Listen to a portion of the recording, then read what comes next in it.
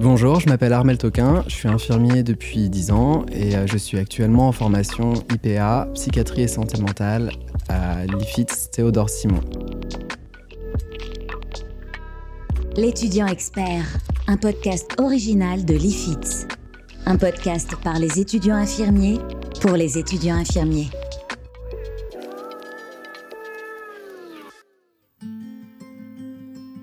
Après mon baccalauréat, j'ai décidé de faire les concours pour rentrer à l'IFSI. C'était en 2010 et j'ai passé plusieurs concours et j'ai été pris au concours de Châteaubriand dans le Pays de la Loire. J'ai commencé à l'IFSI de Châteaubriand en 2010 et j'ai été diplômé l'été 2013. Châteaubriand, c'est une petite ville de campagne dans le 44.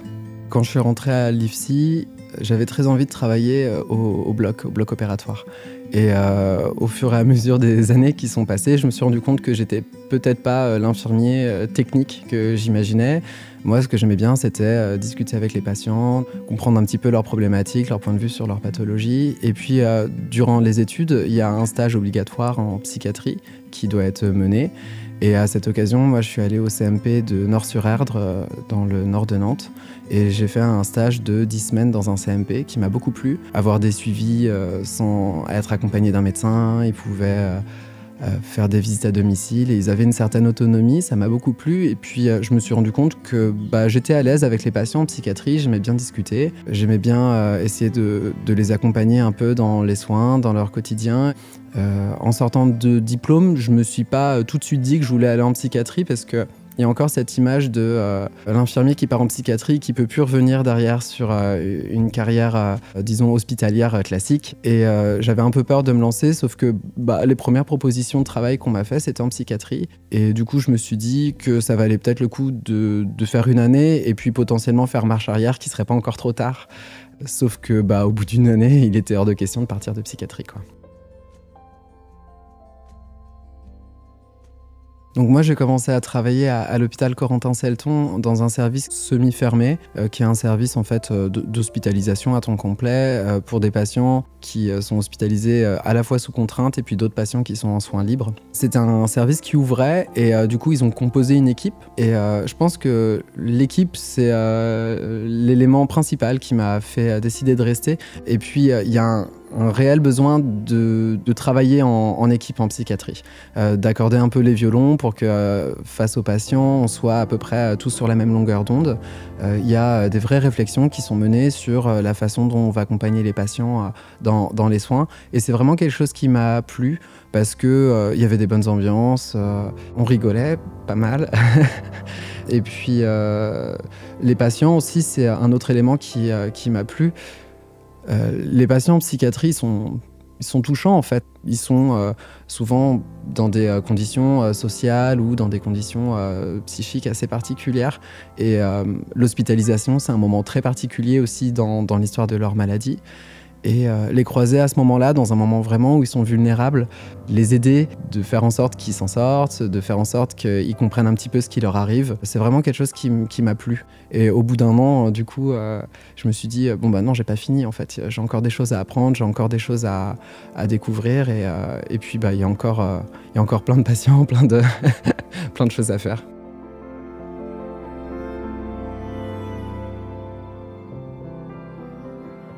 Alors, j'ai fait 4 ans à peu près à l'hôpital Corentin-Selton dans le service dont j'ai parlé, donc le service d'hospitalisation semi-fermé. Et puis au bout de 4 ans, j'ai eu envie de changer d'établissement. Du coup, je suis parti à l'hôpital Sainte-Anne. Et là, j'ai travaillé 2 ans au secteur 13, qui était un service d'hospitalisation à temps complet aussi, mais avec une population sensiblement différente, parce que la psychiatrie est sectorisée. Donc en fait, les patients qui sont dans les services d'hospitalisation dépendent de ce service de par leur adresse. Et du coup, en fonction de l'endroit où on travaille, forcément, on n'a pas forcément les mêmes problématiques de santé. J'ai fait à peu près 2 ans au secteur 13. Bon, c'était différent, mais assez similaire à mon poste à Corentin-Selton. Et du coup, au bout de 2 ans, j'avais vraiment envie de faire un petit peu autre chose. Et j'ai postulé pour partir sur le CMP du 15e arrondissement à Paris. Alors, les CMP, pour le coup, c'est vraiment différent de l'hospitalisation à temps plein, puisque là, on s'occupe des patients en ambulatoire une fois qu'ils sont sortis de l'hôpital. Et c'est un peu l'autre côté des soins. À l'hôpital, on voit principalement des patients dans des états de santé assez inquiétants et aigus. Et quand on passe au CMP, finalement, on voit l'autre versant, le versant rémission et le versant retour à domicile. Donc on a dans le CMP des patients qui sortent d'hospitalisation, on a des patients qui viennent consulter pour la première fois en psychiatrie. Et c'est un métier où on fait énormément d'entretiens avec les patients. Soit on fait des entretiens d'évaluation quand c'est des patients qui se présentent pour la première fois. On essaie de faire un petit peu le point avec eux sur qu'est-ce qui les a amenés à demander une consultation. Et puis on vérifie certains points cliniques auprès d'eux. Est-ce qu'ils sont très déprimés? Est-ce qu'ils sont suicidaires? Est-ce qu'ils sont délirants? Et puis ensuite, on adresse les patients vers les médecins. Et puis, il y a aussi toute une partie de suivi de patients dans les CMP où en fait, on accompagne un peu les patients dans leurs problématiques du quotidien. Donc des fois, on dispense des traitements, des fois, on fait des injections.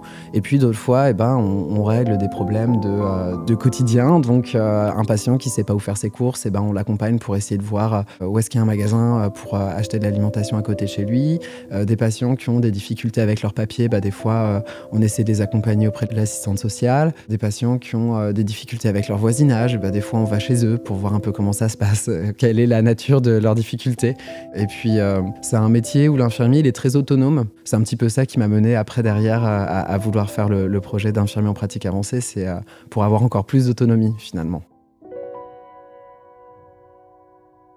J'ai décidé de faire les démarches pour commencer la formation à peu près après 3 ans et demi de pratique au CMP. Je commençais à avoir de l'expérience et puis finalement le diplôme d'infirmier sur certains points très précis dans la prise en soin, on a des limitations qui sont des limitations de la prescription et puis des limitations de notre formation. On ne va pas forcément jusqu'au bout des connaissances dans certaines pathologies et j'avais vraiment besoin d'avoir plus de connaissances concernant certaines pathologies et puis du coup d'avoir un petit peu la main sur les prises en charge.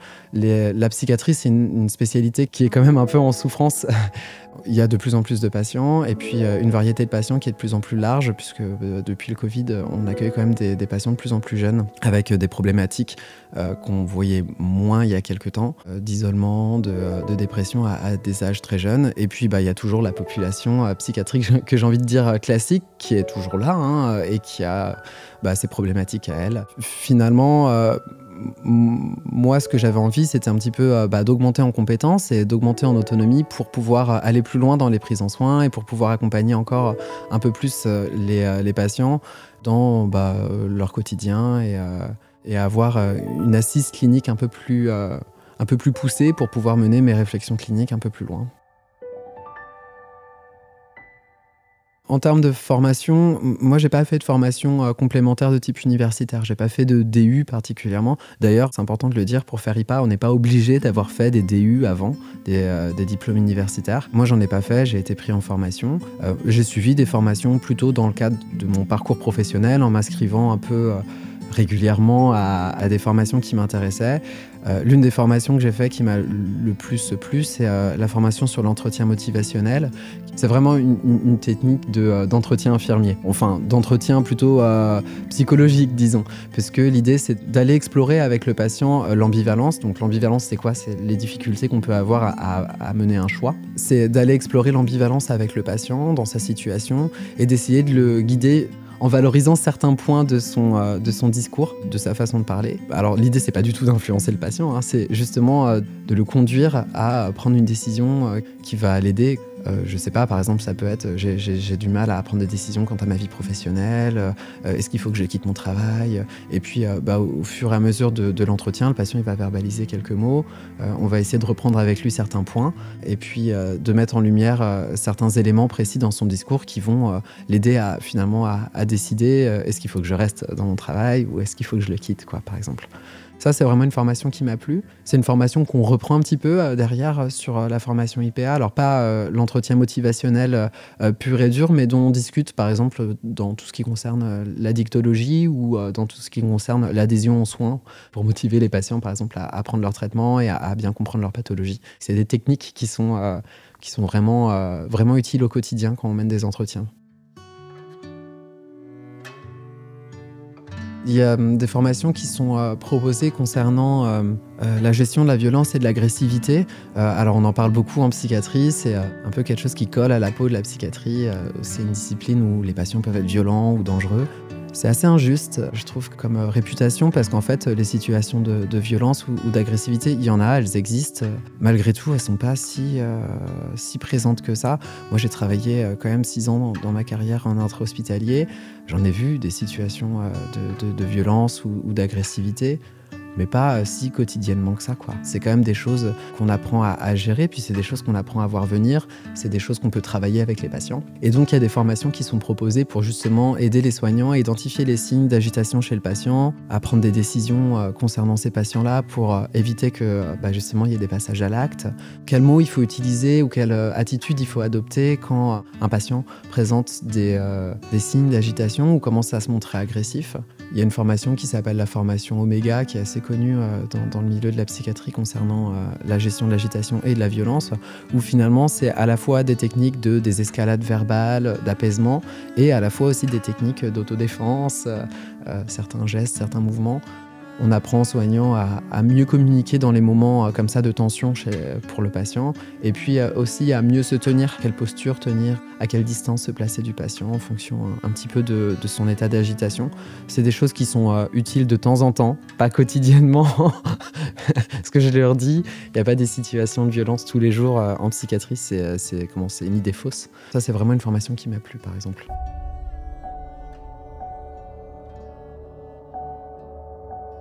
C'est important de se former en continu quand on est infirmier et de continuer à développer ses compétences ou de conforter ses compétences. Des fois, c'est aussi ça la formation. Mener des formations, c'est continuer finalement à se mettre dans un état d'esprit d'apprenant et puis de ne pas se fermer aux possibilités qu'il peut y avoir. Le métier d'infirmier, il évolue et quand on continue à monter en compétences, parfois ça nous donne envie de développer des projets professionnels. Moi, je pense que les formations que j'ai faites, elles sont l'un des éléments qui m'a mené à vouloir continuer à monter en compétences finalement et de me diriger vers infirmier en pratique avancée. Donc ça faisait à peu près 3 ans et demi que je travaillais au CMP. On devait être en 2019. Ce qui s'est passé, c'est qu'on a accueilli un IPA psychiatrie santé mentale en stage sur le CMP. Il suivait une autre IPA qui travaillait déjà sur le CMP depuis peu de temps. Et en discutant avec lui, il m'a un petit peu expliqué ce que c'était que le métier. C'était encore très très frais. Il faut savoir que le diplôme IPA, il date de 2018, mais que la mention psychiatrie santé mentale, elle date de 2019. Donc ça faisait très peu de temps que la mention existait et les premiers diplômés n'étaient pas encore en poste depuis très longtemps. Donc on n'avait pas encore une vision très, très claire des actions que pouvait mener un IPA psychiatrie et santé mentale. Mais moi, de ce que j'avais vu à ce moment-là, c'est que c'était quand même des soignants qui avaient une vision clinique un peu plus poussée des patients, avec une certaine exigence quant à la validité scientifique, par exemple, des symptômes que présentait le patient, une autonomie poussée. C'est vraiment ça qui m'a intéressé. Donc, 1 an après, je pense, j'ai commencé à en parler à mon employeur. Alors moi, j'ai de la chance parce qu'en fait, il y a déjà plusieurs infirmiers en pratique avancée sur l'hôpital sur lequel je travaille actuellement. Donc, du coup, j'ai un petit peu discuté avec eux pour savoir ce qu'ils menaient comme actions. Et j'ai trouvé ça quand même intéressant. C'était très varié, en fait, au sein de mon groupement hospitalier. Là, du coup, le GHU psychiatrie et neurosciences. Il y a des IPA psychiatrie et santé mentale, un petit peu dans tous les domaines. Il y en a en extra-hospitalier qui s'occupent de patients chroniques. Il y en a un qui travaille, par exemple, dans le service des urgences psychiatriques de Sainte-Anne. D'autres qui font du suivi de patients gérontopsychiatriques à domicile. D'autres qui travaillent plutôt sur la réhabilitation psychosociale. Et du coup, je me suis un petit peu renseigné sur les possibilités que j'avais. Moi, j'avais monté un projet initialement sur le CMP, puis finalement, mon employeur m'a proposé autre chose. Donc, c'est dans ce cadre-là que j'ai changé de service et que je suis parti sur le service dans lequel je suis actuellement, qui est un service de médecine générale pour les patients atteints de troubles psychiatriques. Il y a 2 étapes en fait pour intégrer le cursus IPA quand on travaille dans un milieu hospitalier et qu'on veut se faire financer. Il y a d'une part l'étape du financement de la formation et puis d'autre part l'inscription à la faculté. Concernant le financement, en fait, il faut faire des démarches vis-à-vis de son employeur et donc moi c'est ce que j'ai fait. Alors après ça dépend des établissements. Nous ça se passe sous une forme de concours. On présente un dossier où on se représente un petit peu et puis on montre un exemple des actions qu'on souhaiterait mener. Ça, c'est pour la partie financement par l'employeur. Pour la partie inscription à la fac, il faut faire une candidature sur e-candidat, actuellement, parce que je ne sais pas si ça va changer, auprès des facultés qui proposent la formation. Souvent, ils demandent des documents un petit peu différents, des fois en fonction des facultés, mais la plupart du temps, c'est un CV, une lettre de motivation et puis des documents un peu administratifs. En fonction des facultés, les modes d'admission sont un peu différents. Moi, par exemple, j'ai été pris à l'université Sorbonne Paris-Nord, où ils m'ont demandé de faire un oral, en fait, un entretien. Il y a aussi des facultés qui font des entretiens collectifs, il y a aussi des facultés qui font pas d'entretien, ça dépend un petit peu de où est-ce qu'on décide de s'inscrire. Mais c'est comme ça finalement que j'ai été pris. Moi, j'ai envoyé des dossiers à plusieurs facultés et l'université Sorbonne Paris-Nord m'a assez vite répondu, m'a proposé de faire un oral. Alors, cet oral, ils m'ont pas particulièrement dit quels étaient les éléments qu'ils recherchaient. Moi, ça faisait déjà 2 ans que je présentais mon projet auprès de mon centre hospitalier pour avoir le financement de la formation. Donc, moi, j'ai repris un petit peu mon cursus, les formations que j'avais eues pendant mon cursus et puis mon projet d'infirmier en pratique avancée. Et puis, c'était à peu près tout. C'est un entretien qui a duré 30 minutes. Très, très vite, à la fin de l'entretien, on m'a dit que c'était OK, que je pourrais intégrer la formation. Et donc, finalement, pour partir en formation IPA, c'est ça, c'est trouver un mode de financement. Soit on le finance soi-même, soit on se fait financer par un employeur ou par la région. Il y a aussi des gens qui sont financés par l'ARS, l'Agence régionale de santé. Et puis, être accepté à la faculté. Donc, il y a plusieurs facultés qui proposent la formation infirmier en pratique avancée, psychiatrie, santé mentale en Ile-de-France. Donc, moi, j'ai choisi l'université Sorbonne Paris-Nord. Il y a des étudiants qui choisissent d'autres. Ce qu'il faut savoir, c'est qu'en fonction des facultés, le cursus n'est pas forcément organisé de la même façon. Donc, sur l'université Sorbonne Paris-Nord, c'est une formation qui se passe en discontinu.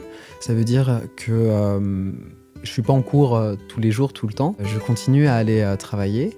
J'ai à peu près un petit peu plus d'1 semaine de cours par mois, entre 1 et 2 semaines de cours par mois. Comment ça s'organise? En fait, les semaines où je suis en cours, pour la première année, j'étais à l'université Sorbonne Paris-Nord à Bobigny. Pour la deuxième année, j'étais à l'IFITS parce qu'en fait, l'USPN, l'université Sorbonne Paris-Nord, la formation pour la première année, pour le Master 1, elle a lieu principalement à Bobigny parce que c'est une année de tronc commun pour les IPA. Il y a les autres mentions qui partagent cette année-là. Et puis, pour la mention psychiatrie santé mentale, l'université Sorbonne Paris-Nord a fait un partenariat avec l'IFITS qui s'occupe finalement de quasiment tout le Master 2, sauf certaines matières où on a encore des cours en commun avec les autres mentions. Les mentions, par exemple, pathologie chronique stabilisée ou urgence. C'est comme ça que ça s'organise finalement. Le Master 1, on est toutes mentions confondues, on a les mêmes cours. Et puis le Master 2, on va avoir des cours différents en fonction de la mention qu'on choisit. Donc il y a actuellement 5 mentions pour le diplôme d'infirmier en pratique avancée. Donc il y a la mention pathologie chronique stabilisée qui finalement correspond à une mention, disons, assez générale où c'est des pathologies chroniques, donc par exemple l'hypertension, un petit peu de neurologie avec l'épilepsie, la maladie d'Alzheimer, le Parkinson. On va aussi avoir des apports concernant la démence, tout ce qui est cardio-respiratoire avec des maladies comme la bronchite chronique obstructive ou les problèmes circulatoires, la OMI par exemple. Concernant les autres mentions, il y a une mention que moi je connais peu parce qu'elles ne sont pas proposées dans ma faculté, mais donc il existe une mention concernant les patients néphrologie et les patients dialysés. Il existe aussi une mention concernant l'oncologie. Ensuite, il y a psychiatrie santé mentale, qui est la mention dans laquelle je suis, pour les patients atteints de troubles psychiques. Et puis la dernière mention, c'est la dernière arrivée, c'est la mention urgence, pour faire des IPA qui pourront un peu mener des actions en autonomie dans les services d'urgence. Ça, c'est les 5 mentions qui existent. Toutes les facultés ne proposent pas les 5 mentions. Moi, ma faculté, elle en propose 3. Donc, pathologie chronique stabilisée, psychiatrie, santé mentale et urgence. Donc, en première année, pendant le Master 1, on a des cours en commun. Quasiment tous les cours en commun. On a même tous les cours en commun. puisque le Master 1, il est unifié pour toutes les mentions. Et puis ensuite, en Master 2, on va aller se spécialiser et donc on va commencer à avoir des cours différents en fonction des mentions. Donc nous, pour la psychiatrie, c'est des cours approfondis en psychiatrie, mais par exemple, pour les mentions pathologie chronique stabilisée, ils vont approfondir les connaissances concernant toutes les pathologies chroniques que j'ai citées un peu plus tôt. Le Master 1, finalement, il est assez général. Et donc, pour moi, qui faisais de la psychiatrie depuis 10 ans, ça relève un peu d'un défi parce que reprendre des pathologies du type diabète, du type hypertension et puis un petit peu les approfondir parce que c'est quand même l'idée dans cette formation, c'est de pousser un peu la clinique plus loin. Après 10 ans de psychiatrie, c'est quand même quelque chose, quoi. Déjà, on se rend compte que peut-être qu'on a fait un peu des erreurs depuis une dizaine d'années, que nos connaissances n'étaient pas si claires que ça sur certaines pathologies. Et puis, comme on approfondit, finalement, on va un peu plus loin dans les connaissances. Et puis, ça mobilise des ressources un petit peu. Donc, le Master 1 pour la psychiatrie, la santé mentale, surtout quand on a beaucoup d'expérience en psychiatrie, ça peut relever un peu du challenge. Il y a des moments où on se retrouve plongé dans des cours de cardio. On n'a pas fait de cardio depuis un bon moment et il faut vraiment bosser pour s'y remettre et reprendre un peu la logique de toutes ces fonctions-là. Quand on a beaucoup d'expérience dans une spécialité, c'est parfois un peu compliqué de reprendre des bases dans d'autres spécialités. Mais ce qui est valable pour des infirmiers qui sont en psychiatrie depuis 10 ans, c'est aussi valable pour une infirmière qui fait de la diabéto depuis 10 ans et qui va retrouver des cours de pneumo, reprendre des cours de cardio. Donc ça, c'est quand même un sacré challenge en Master 1. Le Master 2, il est quand même un peu plus simple dans le sens où là, du coup, on va explorer la spécialité dans laquelle on est. En ce qui me concerne, psychiatrie et santé mentale, j'ai pris un plaisir dingue à reprendre les cours et à réasseoir des connaissances que j'avais déjà et puis à aller approfondir d'autres, quoi. Par exemple, les connaissances cliniques, moi je me suis rendu compte que j'étais pas si mauvais que ça et qu'il y avait quand même pas mal de choses que je connaissais. Après, la pose des diagnostics, elle évolue aussi, donc il y avait des choses sur lesquelles il était nécessaire que je fasse des mises à jour. Et puis vraiment d'approfondir des connaissances concernant des choses plus spécifiques, comme la pharmacologie par exemple, qui est une discipline qu'on maîtrise pas si mal d'un point de vue infirmier, mais que finalement on approfondit peu. Si je peux donner un exemple, moi j'ai donné des antipsychotiques à des patients pendant des années, en connaissant les effets secondaires, en connaissant les posologies, en connaissant plein de choses. Mais par exemple, je m'étais jamais questionné sur la raison pourquoi est-ce que ces effets secondaires-là, en particulier, pouvaient apparaître chez les patients. Et puis, en cours, en Master 2, on va commencer un petit peu à comprendre par quel fonctionnement, par quels endroits est-ce que ces traitements se fixent d'un point de vue du cerveau et donc vont générer ces effets secondaires-là en particulier et vont générer les effets recherchés chez les patients. Donc ça, c'est vraiment des choses qu'on va aller creuser en Master 2 et qui sont importants parce que finalement, là, on l'a appris récemment, le décret, il va encore changer pour les IPM. On va avoir la possibilité d'instaurer des traitements en première ligne si tout se passe bien. Et donc, c'est des connaissances qu'il faut avoir parce que quand on va renouveler un traitement ou quand on va instaurer un traitement, il faut avoir connaissance de toutes ces mécaniques-là parce que cliniquement, si on instaure un traitement chez un patient qui peut avoir des problèmes d'un point de vue cardiaque, faut savoir exactement à quel point c'est contre-indiqué, quel risque on prend quand on met ce traitement-là, quelles choses il faut surveiller, quels sont les examens qu'il faut que je mène avant de reconduire ce traitement. Et quels sont les axes de surveillance particuliers qu'il faut que je mette en place chez un patient qui prend ce traitement depuis 5 ans, 10 ans, 15 ans. Donc ça, c'est vraiment des choses qu'on va aller travailler en cours et qu'il faut savoir pour la pratique sur le terrain après. Donc ça, c'est vraiment des apports qui sont nouveaux par rapport au diplôme d'infirmier où finalement, on nous apprend à surveiller certains effets secondaires, mais on ne va pas forcément plus loin. Et puis, de toute façon, on reste un peu limité par la prescription médicale, même si des fois, on peut faire preuve d'autonomie. C'est quelque chose qui limite un peu la pratique parfois. Et là, du coup, avec le diplôme d'infirmier en pratique avancée, on va pouvoir un petit peu aller au-dessus en menant soi-même les actions de surveillance qu'on veut sur certains traitements. Donc voilà. Donc, concernant l'organisation de la formation, il y a des facs qui proposent le cursus en continu. Ça veut dire qu'on est détaché de son travail et on fait que du cours. Et puis, il y a des facultés qui proposent des cursus en discontinu. Et donc, à la fois, on va au travail et à la fois, on va en cours. Donc, moi, je vais en cours à hauteur d'1 à 2 semaines par mois à peu près. La formation, elle est aussi organisée avec des stages. Là, c'est pareil, en fonction des universités, c'est pas exactement les mêmes durées de stage, mais il y a des durées minimum qu'il faut respecter. Donc, en première année, c'est des stages de 8 semaines. Et pour le Master 2, c'est des stages de 16 semaines qu'il faut réaliser. Donc, c'est à nous de chercher les stages, c'est pas la faculté qui nous impose.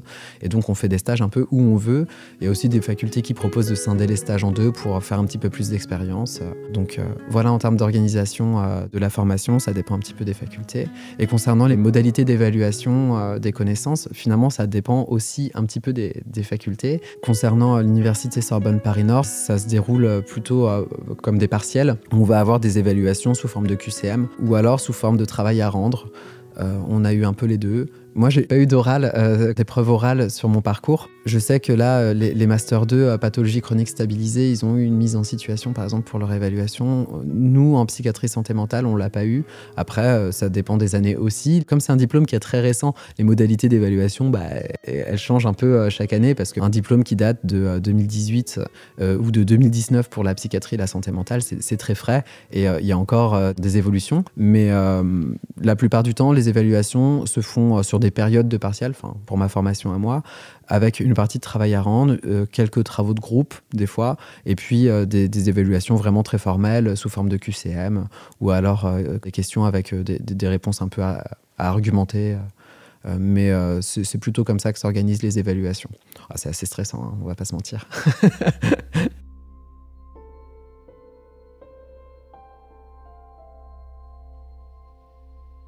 Donc moi j'ai réalisé un stage en épileptologie à la Pitié-Salpêtrière pour mon stage de première année. Alors je suis pas allé en psychiatrie. Moi ça faisait 10 ans que j'étais en psychiatrie. J'avais un peu envie de voir comment ça se passait ailleurs. La dernière fois que j'avais été dans des services de soins généraux, disons pas psychiatriques, ça remontait à 10 ans. Et je sais que en 10 ans l'hôpital il a un peu changé et puis les techniques ont un peu changé aussi. Donc moi j'ai réalisé un stage auprès d'infirmières en pratique avancée mention pathologie chronique stabilisée. J'avais vraiment le choix, on m'a pas imposé de partir où que ce soit. Il fallait juste que je trouve a priori soit un médecin qui connaisse bien la pratique avancée, soit des infirmières en pratique avancée pour m'encadrer, pour me tutorer pendant le stage. Globalement pour moi ça a été une super expérience. Je suis très content de ce stage. Du coup j'ai redécouvert un peu une spécialité. Elles ont été géniales pour m'accompagner parce que je suis arrivé avec les connaissances d'épileptologie d'un infirmier de psychiatrie depuis 10 ans, donc pas grand chose a priori. Donc j'ai pu d'une part approfondir mes connaissances de l'épilepsie. Et puis, le choix de la neurologie, quand on travaille en psychiatrie, c'est toujours intéressant parce que c'est des disciplines qui sont à la fois très différentes et à la fois pas si éloignées que ça. D'une part, il y a beaucoup de comorbidités. Ça veut dire qu'il y a beaucoup de gens en psychiatrie qui présentent des troubles neurologiques et inversement, des patients suivis en neurologie qui présentent des comorbidités psychiatriques. Donc c'est toujours intéressant. Et puis je me suis rendu compte aussi que les infirmières et les infirmières en pratique avancée étaient confrontées aux problèmes de la santé mentale dans leur quotidien. Même celles qui ne travaillent pas en psychiatrie, a priori, elles font face à des patients déprimés, à des patients délirants, à des patients suicidaires. Et c'était vraiment intéressant de voir aussi comment est-ce qu'elles traitaient les problèmes, parce qu'elles n'ont pas tout l'attirail psychiatrique derrière elles et toutes les connaissances hyper approfondies en sujet. Mais a priori, elles savent quand même bien mener des entretiens, bien prendre en soin les patients, bien les orienter. Moi, je trouvais que c'était vraiment hyper intéressant aussi d'aller voir comment était pratiqué finalement l'accompagnement de ces patients-là qui ne se présentent pas en psychiatrie, mais qui se présentent dans d'autres services et qui présentent a priori des troubles aussi, quoi. Donc ça, c'était intéressant. Et puis, l'autre point intéressant, c'était de refaire un point sur toutes les connaissances de neurologie, l'examen, comment est-ce qu'on réalise un examen neurologique, comment est-ce qu'on fait l'évaluation d'une épilepsie chez un patient, comment ça s'explore d'un point de vue de l'entretien, d'un point de vue de l'imagerie, comment ça se traite. Ça, c'était vraiment des choses que j'ai découvertes et que j'ai appris pendant mon stage. Et ce qui est intéressant, c'est que a priori, je ne vais pas retravailler en épilepto par la suite, mais malgré tout, je pense que les connaissances que j'ai développées là-bas, elles me seront utiles en fait dans ma pratique en psychiatrie. D'une part, il y a des traitements qui ont des effets secondaires qui peuvent générer des crises d'épilepsie en psychiatrie. Donc ça, c'est toujours bon à savoir. Et puis, d'autre part, si j'ai un patient qui présente une comorbidité neuro, je saurais vraiment mieux l'orienter et puis essayer de gagner un peu de temps sur la prise en soin en commençant peut-être par exemple à mener des actions plutôt à visée exploratoire, pas à visée de traitement ni quoi que ce soit, mais de commencer un petit peu à réfléchir à cette prise en soin et puis d'orienter le patient. Donc ça, c'est vraiment des choses qui sont intéressantes. Après, il y a des étudiants infirmiers en pratique avancée psychiatrie et santé mentale qui décident de mener leur stage de Master 1 dans la spécialité en psychiatrie. Ça relève vraiment du choix personnel. Il faut un petit peu voir ce qu'on a envie de faire et voir ce qu'on a envie de découvrir aussi. On n'a que 2 stages pendant le Master et c'est vrai que du coup, il faut quand même faire des choix parce que contrairement par exemple à la formation infirmier, on a beaucoup plus de stages. Si on veut aller explorer quelque chose en particulier, il faut bien orienter son choix, quoi. Après, l'idée, c'est que les connaissances acquises pendant le stage, elles soient transposables sur le poste qu'on va occuper après. Donc là, par exemple, moi, je suis un tout petit peu plus à l'aise sur l'examen neuro depuis mon passage à la Pitié-Salpêtrière. Je pense que ça me sera utile à un moment ou à un autre. Ouais, j'ai bon espoir de ça, oui. Donc au moment où je vous parle, j'ai pas encore fait mon stage de Master 2, il va commencer dans une semaine à peu près. Du coup, je vais réaliser mon stage auprès d'un IPA qui travaille sur le CMP de Vitry-sur-Seine depuis un moment. C'est un IPA qui a déjà un petit peu d'expérience, donc j'ai de la chance. Et puis c'est un IPA qui a beaucoup d'autonomie dans l'accompagnement des patients.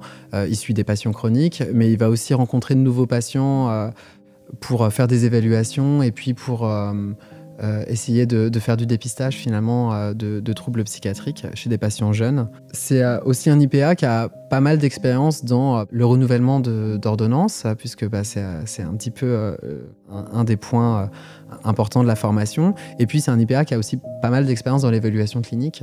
Et donc j'espère que je vais pouvoir approfondir ça. C'est aussi un CMP où il y a plusieurs IPA qui sont globalement assez autonomes, qui couvre un territoire qui est assez peuplé et où il y a beaucoup de besoins de santé en fait. Donc c'est vraiment ces raisons-là qui m'ont poussé à m'orienter sur ce stage-là. En fait, c'est assez rigolo, c'est l'infirmier qui est passé sur mon CMP quand j'y travaillais et qui m'a un peu vendu la formation, quoi. Quand il m'a croisé là-bas sur le CMP, il m'a dit « Ah, mais tu sais, il y a ce nouveau diplôme qui existe, c'est intéressant, tu pourras avoir plus d'autonomie, tu pourras approfondir tes connaissances cliniques, ça vaut le coup de jeter un œil, renseigne-toi. » Et donc, je me suis adressé à lui. C'est aussi un IPA qui a des missions autre que clinique, parce que ça fait aussi partie du métier d'IPA, qui écrit pas mal dans les revues professionnelles, qui a fait un petit peu de recherche aussi sur certains sujets. Il donne aussi des cours, il dispense aussi des formations, donc ça c'est vraiment quelque chose qui m'intéresse. Moi j'aimerais bien voir un petit peu comment est-ce qu'il s'organise, comment est-ce qu'il il planifie ça en plus de sa pratique clinique, et puis comment il monte ces formations-là, comment est-ce qu'il écrit, ce genre de choses, c'est des choses que j'aimerais bien voir, en tout cas, et dont j'espère pouvoir m'inspirer un peu après. Donc pour le Master 2, il y a une partie des cours qu'on suit à Bobigny, toujours, donc à l'Université Sorbonne Paris-Nord. C'est les cours d'anglais et de recherche, parce qu'en fait, c'est des cours qu'on a en commun avec les autres mentions. Donc, comment ça se passe sur ma semaine de cours dans le mois? Souvent, j'ai une journée ou 2 journées à Bobigny. Et puis, le reste du temps, j'étais à l'IFITS, du coup, où j'ai eu des cours plutôt là, en lien avec la spécialité. Donc, des cours de clinique, des cours de pharmaco. Sur l'USPN et sur Bobigny, sur les 2 ans, en fait, ils ont organisé les choses comme ça. Chaque semaine avait sa thématique. Donc, par exemple, pendant le Master 1, il y avait la semaine sur le diabète de type 2, où du coup, on avait les cours de pharmaco, les cours de clinique, et puis on faisait une approche par situation, on nous présentait un cas de patient, et puis on travaillait un petit peu dessus. Et puis ensuite, il y avait une restitution du travail qu'on avait réalisé. Là, cette année, c'est sensiblement la même chose, en fait. Donc, j'ai parfois des cours en commun à Bobigny, mais le reste de la semaine, quand je suis à l'IFITS, on va aller essayer de faire un petit peu le tour d'une pathologie. Donc, il va y avoir la semaine sur la schizophrénie, la semaine sur la bipolarité. Et là, pareil, du coup, on va avoir les cours de pharmacologie, des cours cliniques sur la symptomatologie, les comorbidités, etc.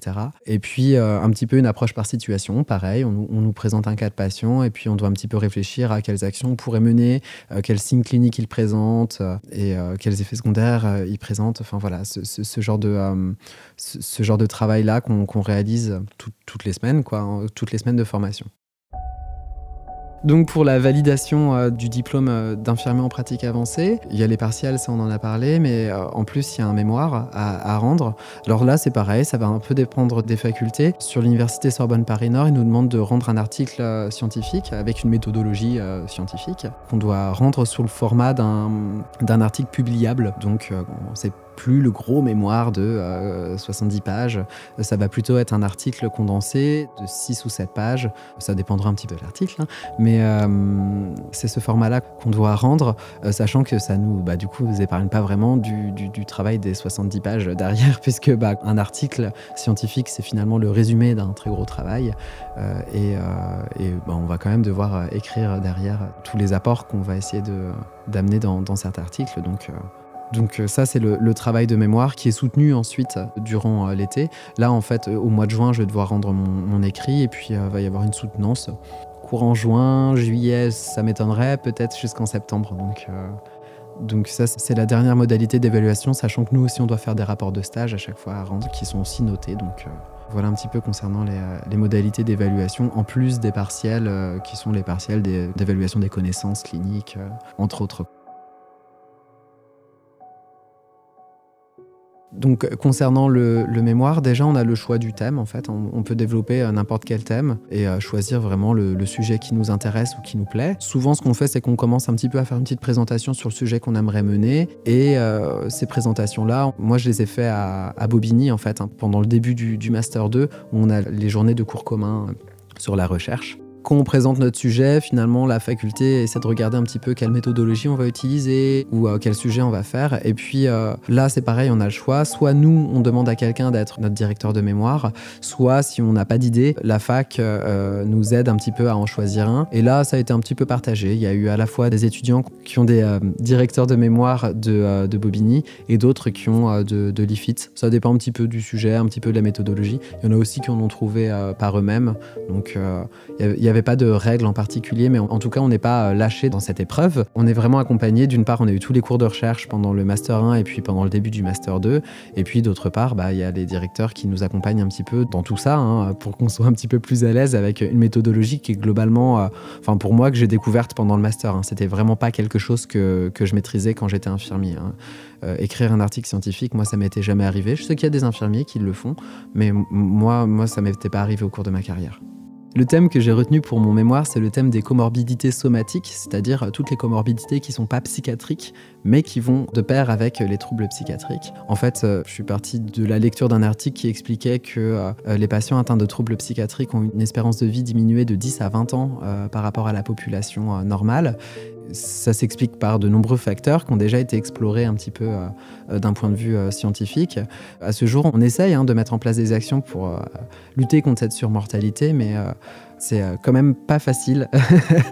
Et du coup, il y a quand même un large spectre d'actions à mener et de choses à étudier dans ce sens. Moi, j'aimerais bien aller voir un petit peu quelles actions mènent les IPA sur les comorbidités somatiques des patients atteints de troubles psychiatriques et de voir un petit peu ce qu'elles mettent en place, parce que finalement, le décret qui concerne l'IPA psychiatrie santé mentale s'intéresse énormément aux missions qu'on peut mener dans le sens de la psychiatrie et de la santé mentale. C'est parfaitement logique, et beaucoup moins clair sur les actions qu'on peut mener concernant la surveillance de l'apparition du syndrome métabolique, de l'hypertension, du diabète chez ces patients-là. Parmi la liste des traitements qu'on peut renouveler, il n'y a pas de traitements qui apparaissent concernant par exemple le diabète ou ce genre de choses. Alors il faut dire qu'on est moins formé aussi à ces questions-là, mais ça pose quand même question de quelles sont les missions du coup de cet infirmier en pratique avancée psychiatrie santé mentale concernant ces problématiques-là, parce que les patients atteints de troubles psychiatriques, c'est des patients qui font de l'hypertension, qui font des AVC, du cholestérol, et c'est aussi des axes de surveillance qu'on doit mener en tant qu'infirmier en pratique avancée. Et comme on n'a pas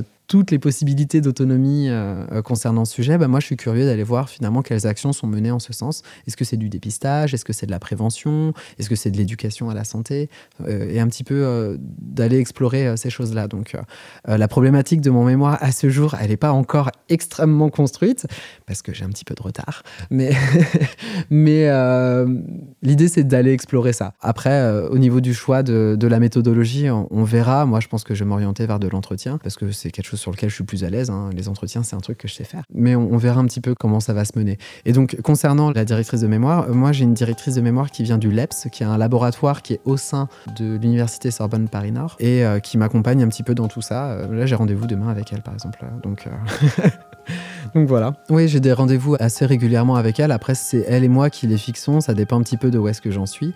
Moi, je lui envoie des mails avec mes avancées. J'essaie de présenter un petit peu où est-ce que j'en suis, comment j'ai mené les conclusions auxquelles j'arrive à chaque fois. Et puis, elle valide un petit peu à chaque étape. Ok, ça, c'est bon. Maintenant, faut que tu commences un petit peu à travailler sur, je sais pas, la problématisation. Ou maintenant, il va falloir que tu t'orientes un petit peu vers l'édition du guide d'entretien. Enfin, voilà. C'est elle un petit peu qui me dirige dans les directions que je dois prendre, en fait. Mais Mais c'est comme ça que ça s'organise. Globalement, c'est un travail qui est stressant, on va pas se mentir. Moi, j'ai jamais écrit d'article scientifique, donc voilà, c'est un peu nouveau. En tout cas, pour ma part, je me sens quand même bien accompagné et pas du tout perdu dans tout ça, parce que en plus, il y a eu tous les apports de connaissances qu'on a eu pendant le Master 1. Donc bon, j'ai une bonne idée globalement de comment ça va se passer. Maintenant, faut le faire, quoi. Donc normalement, je suis diplômé cet été, là, été 2025, et ensuite je vais réintégrer. Alors, c'est pas vraiment réintégrer parce qu'en fait, ce qui s'est passé, c'est qu'au moment où j'ai été pris en formation, moi j'avais présenté un projet d'IPA sur le CMP sur lequel j'étais, et mon employeur m'a proposé un autre projet qui était un projet d'infirmier en pratique avancée sur un service qui s'occupe de la prise en soins somatique des patients en psychiatrie. Donc c'est un service de médecine générale, du coup, avec des médecins généralistes qui vont dans les services faire des évaluations de médecine générale auprès de patients atteints de troubles psychiatriques. Parce que les patients hospitalisés en psychiatrie, ils arrivent dans des états psychiques parfois un peu compliqués, mais parfois aussi dans des états de santé physique parfois un peu compliqués.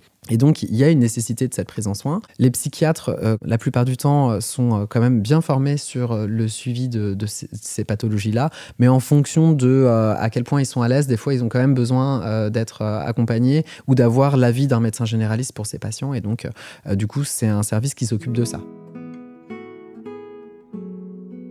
Moi, depuis que j'ai entamé la formation, je travaille depuis 2 ans dans ce service-là. Pour le moment, j'ai des actions qui sont un peu limitées parce qu'en fait, comme la plupart du temps, je suis en formation, que j'ai des grosses périodes de stage et des périodes de révision, ils ont été très gentils avec moi. Ils m'ont pas mis une charge de travail très élevée. Donc là, pour le moment, je m'occupe d'un projet d'épistage du virus de l'hépatite C pour les patients qui sont hospitalisés en psychiatrie. Et puis, ils ont été très gentils parce qu'ils m'ont pas demandé de mener une quantité d'actions phénoménales parce qu'ils savaient que avec les études, les révisions, les examens, les stages, j'aurais pas le temps d'aller mener plein d'actions concernant ce projet. Mais à vrai dire, il y a quand même pas mal de choses à faire et j'ai plein d'idées. C'est juste que là, pour le moment, je manque un peu de temps, quoi. Mais a priori, du coup, quand j'aurai terminé mon diplôme, je vais réintégrer cette unité-là, approfondir les actions que j'ai à mener concernant le dépistage du virus de l'hépatite C. Et puis, on va un petit peu réfléchir à aménager le poste pour soit me rajouter un petit peu des fonctions parce que je vais pas faire que de l'hépatite C.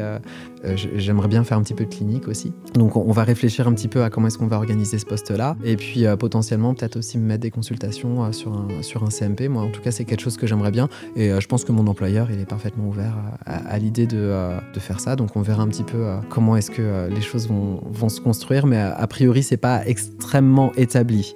Si je veux généraliser, c'est bien d'avoir une idée de ce qu'on a envie de faire une fois qu'on sera diplômé et que l'employeur soit au clair avec ça. Moi, c'est pas encore hyper établi. Il y a aussi des gens qui arrivent en formation IPA et qui ont un poste qui est extrêmement établi, qui est déjà défini dès leur entrée en formation.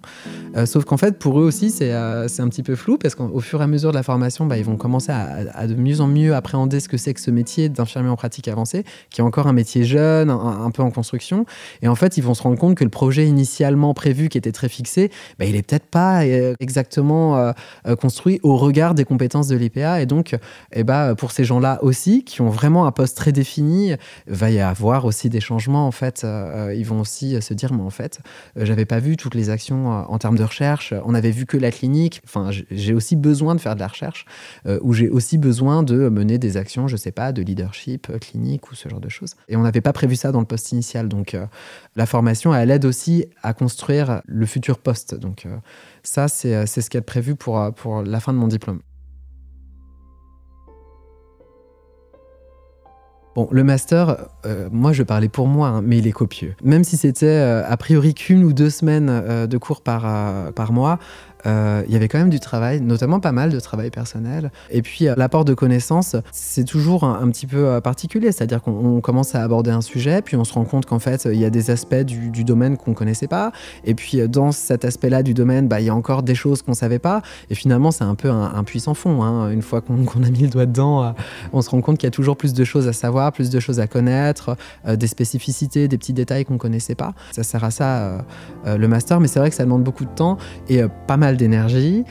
Les périodes de partiel, c'est assez stressant aussi. Là, j'en sors à peine, hein. C'était la semaine dernière, donc je sors du stress. Mais globalement, j'ai pris un grand plaisir à retourner en formation après 10 ans de terrain. Donc, je ne m'exclus pas l'idée de retourner en formation. Je pense qu'il y a possibilité de faire d'autres masters derrière et de compenser certaines UE, certaines connaissances pour essayer de faire un M2 dans une autre branche. Sciences de l'éducation, par exemple, je pense que c'est possible. Après, maintenant, il y a des doctorants, il y a des infirmiers doctorants qui commencent à se développer. Ça court pas les rues, mais ça a le mérite d'exister, parce qu'en termes de sciences infirmières, c'est aussi une façon d'asseoir la discipline et d'asseoir le métier en tant que véritable science, hein, comme véritable discipline.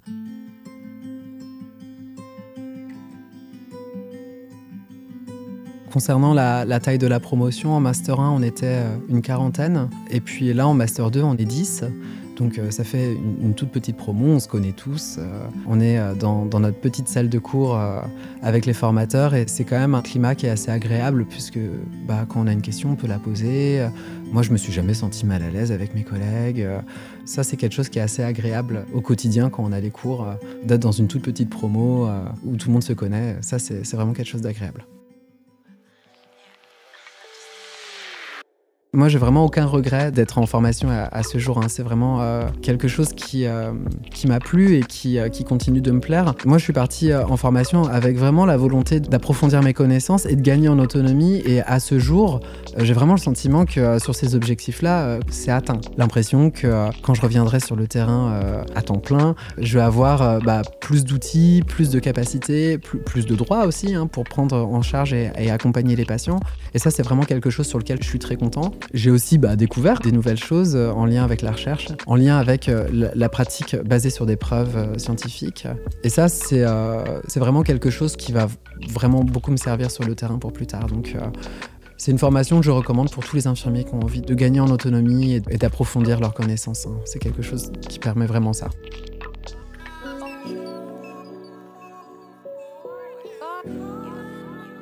L'étudiant expert, un podcast original de l'IFITS.